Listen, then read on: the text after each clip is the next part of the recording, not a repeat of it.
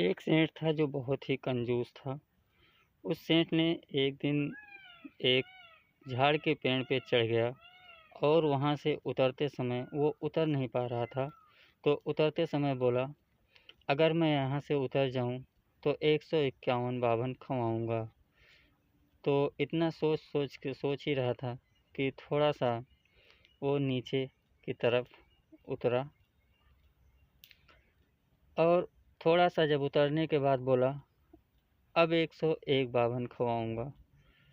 तो थोड़ा सा और नीचे आया, फिर बोला, एक 11 बाभन तो खिला ही दूँगा।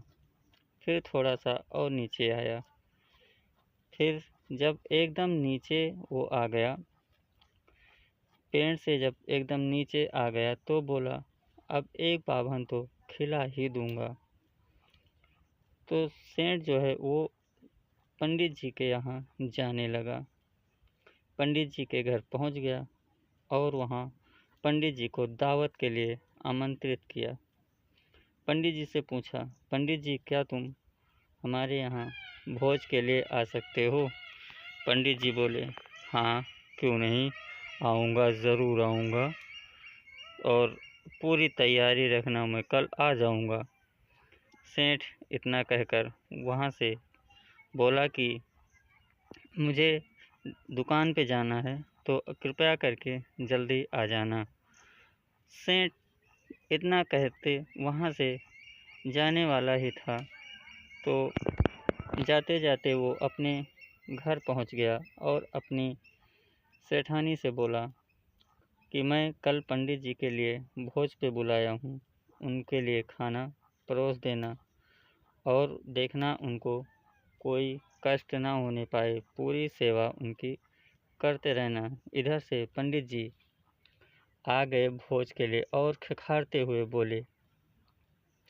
वहाँ पंडित जी पहुँचने के बाद जब सेठानी उनका पैर धुलाने के लिए पानी लेके आई तो पंडित जी फूट फूट कर रोने लगे और बोले। सेठानी बोली कि पंडित जी क्या हुआ, आप इतना क्यों फूट फूट के रो रहे हैं? पंडित जी बोले, क्या बताऊँ, आपकी जब सास थी तो मुझे रोज़ पाँव धुलाने के बाद मुझे कुछ दान दिया करती थी। इतना कहकर पंडित जी खूब फूट फूट कर रोने लगे और सेठानी जो थी वो बोली, कोई बात नहीं पंडित जी, मैं आपको दान देने के लिए तैयार हूँ।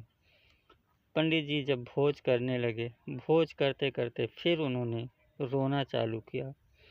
सेठानी बोली, अब क्या हुआ पंडित जी, आप क्यों रो रहे हैं? पंडित जी बोले, कुछ नहीं, बस अगर आपकी सास होती तो थोड़ा हमें सीधा पानी और कुछ धन दौलत ज़रूर देती। सेठानी बोली, कोई बात नहीं पंडित जी, मैं आपको ज़रूर देती हूँ।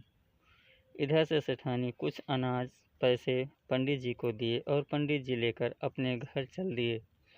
उधर से जो कंजूस सेठ थे वो घर पे आए और पूछे, पंडित जी आए थे? सेठानी बोली, हाँ हाँ ज़रूर आए थे और उनकी मैंने पूरी तरह से सेवा सत्कार की, कोई कमी कोई कसर नहीं छोड़ी। सेठ बोले, क्या बात है, कैसी सेवा सत्कार किया? सेठानी बोली, उनको मैंने पूरी तरह से धन और कुछ जेवरात, सारी चीज़ें उनको पूरी बात सेठ जी को बताई। सेठ जी बहुत परेशान हुए और गुस्से से लाल एक हाथ में डंडा लेके पंडित जी के घर की तरफ चल दिए और पंडित जी के द्वार पे जाके उनका दरवाज़ा खटखटाया। पंडित जी उल्टा होके लेट गए। लेटने के बाद अब वहाँ पे पंडिताइन जो थी वो खूब ज़ोर ज़ोर से रोने लगी और बोली, अब पंडित जी नहीं रहे। पंडित जी इधर ढोंग करते हुए, बहुत चालू पंडित थे, उन्होंने नाटक कर लिया मरने का। सेठ जो थे वो बहुत परेशान हुए और बोले, क्या बात है? पंडिताइन बोली, कुछ नहीं, कल किसी के यहाँ दावत पे गए थे, उन्होंने मालूम नहीं क्या खिला दिया, पंडित जी वहाँ से आने के बाद स्वर्गवास को चल दिए।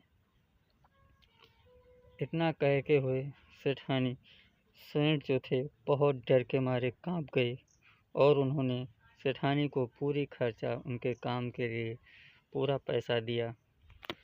और इधर पंडित जी पूरा मौज मस्ती में खाते पीते रहते थे। राशन पानी पूरा चकाचक भर गया था। राशन जब चुक गया तो फिर से वो सेठानी के घर पहुंच गए और सेठानी जी के यहाँ जाके उनसे फिर बातचीत किया और उनको फिर को झांसा दिया। और झांसा देने के बाद उनको बोले, पूजा पाठ कराने के लिए उनको बोले, तो उन्होंने कहा आपके उस पर बहुत ज़्यादा आग्रह है, हमें आपको धन दीजिए, मैं आपका पूजा पाठ करके पूरा संपन्न कर देता हूँ। सेठानी जो थी वो फिर से एक बार भावुक हुई और फिर पंडित जी को कुछ राशन पानी दिया और देके फिर वहाँ से विदा कर दिया। पंडित जी वहाँ से सीधा पानी लिए और लेके चल दिए। अपने घर जाने के बाद पंडित जी पूरी तरह से रोज़ यही करते, कभी कुछ ऐसे बताते रहते थे और पंडित जी पूरी तरह से अपने घर में बैठ के बढ़िया बढ़िया व्यंजन पकवान खाते रहते थे। चालाक पंडित जी दोबारा सेठानी के घर आए और फिर से उनको फुसलाया बहकाया, फिर कुछ धन दौलत की डिमांड की। सेठानी बोली, ठीक है, परेशान मत हो, मैं फिर से कोई व्यवस्था करती हूँ, आपको कुछ न कुछ देने की कोशिश करती हूँ। सेठानी जो थी वो फिर से पंडित जी के लिए कुछ व्यवस्था किया और व्यवस्था करके उनको फिर राशन पानी कुछ कपड़े लत्ते पूरी तरह से तैयार करके दिए। पंडित जी लेके फिर अपने घर चल दिए। रोज़ काम यही था पंडित जी का, रोज़ आते थे, कुछ न कुछ लेते थे और ले जाके पूरा अपने घर में राशन पानी पूरा व्यवस्थित कर लेते थे। इधर सेठ जी का घर पूरी तरह से खाली हो चुका था, पर सेठ जो पूरी तरह कंजूस थे वो पूरा कंगाल हो चुके थे। उनके घर पे अब खाने के लिए कुछ भी नहीं बच रहा था। एक दिन फिर सेठानी ने उनको पूरी बात बता दी कि पंडित जी आते हैं और ऐसे ऐसे करके सारा धन यहाँ से ले जा रहे हैं। सेठ जी को बहुत गुस्सा आया, वो मन में बहुत क्रोधित हुए और अब क्या करते, कुछ उनको समझ में नहीं आ रहा था। वो सोच रहे थे कि बहुत ही गलत किया जो मैंने ऐसे पंडित जी को दावत पे बुला लिया। सेठानी, क्या करे, रोज पंडित जी का यही कारनामा हो गया है। सेठ, कुछ मत करो, चिंता मत करो, मैं कुछ न कुछ करता हूँ। सेठानी, हाँ कुछ तो करना होगा, क्योंकि पंडित जी का रोज का यही काम हो गया है, हम कहाँ से धन लाएंगे और कहाँ उसे देंगे। सेठ जी फिर पंडित जी के घर आए और पंडित जी से बोले, क्षमा करना पंडित जी, मुझे माफ़ करो, अब कभी भी कम खाने वाले पंडित जी को कभी दावत पे नहीं बुलाऊंगा।